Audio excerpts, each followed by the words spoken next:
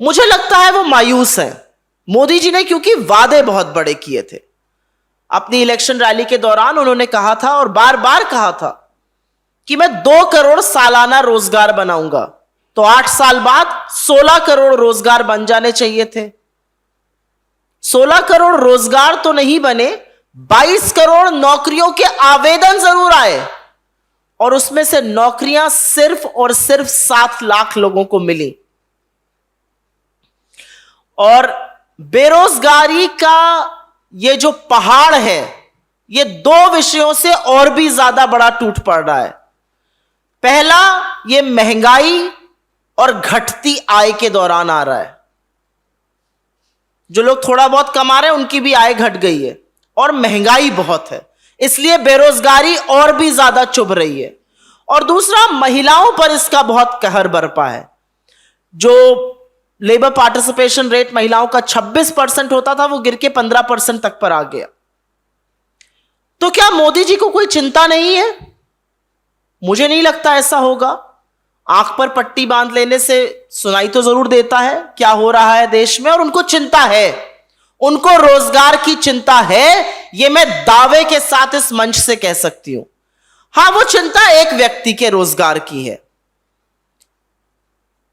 अमित शाह के सुपुत्र श्री जय शाह जी 2019 में बीसीसीआई के सचिव बने।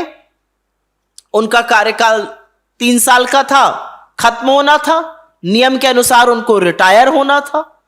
लेकिन अब बीसीसीआई का संविधान बदला जाएगा और उनको 3 साल तक रोजगार सुनिश्चित किया गया है।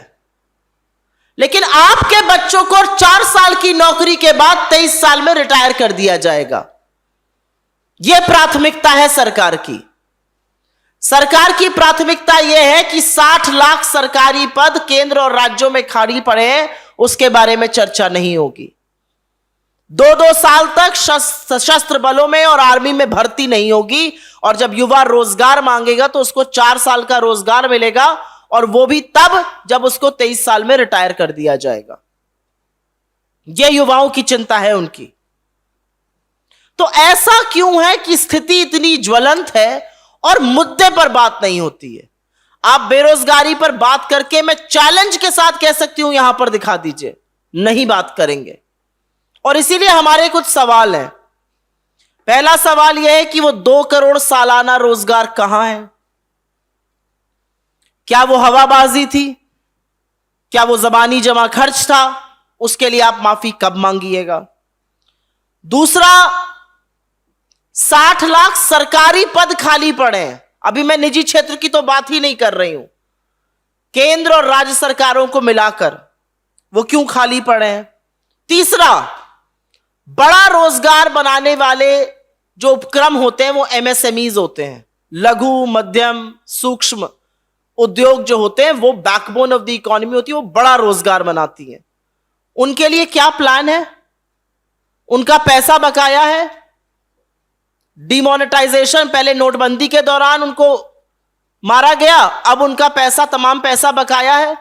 वित्त मंत्री जो कहती हैं वो कोई सुनता नहीं है। ऐसा क्यों है कि आपका महिमा मंडन तो करते हैं टीवी पर आकर निजी क्षेत्र वाले, लेकिन आप फटकारते हैं, आप ललकारते हैं, आप उनको बताते हैं कि आप श्री हनुमान जैसी ताकत है, लेकिन फिर भी वो निवेश नहीं कर रहे हैं। ऐसा क्यों है? क्या उनको आपकी नीतियों पर भरोसा नहीं है? निवेश, investment is an act of faith. If they believe in your policies, if they believe in your policy framework, they will invest. लेकिन निजी क्षेत्र आज देश में इन्वेस्टमेंट नहीं कर रहा है। 32,000 हाई नेटवर्थ इंडिविजुअल्स ये देश छोड़कर चले गए हैं। आप जो भी कहते रहिए, आप जो भी आंकड़े पकाते रहिए।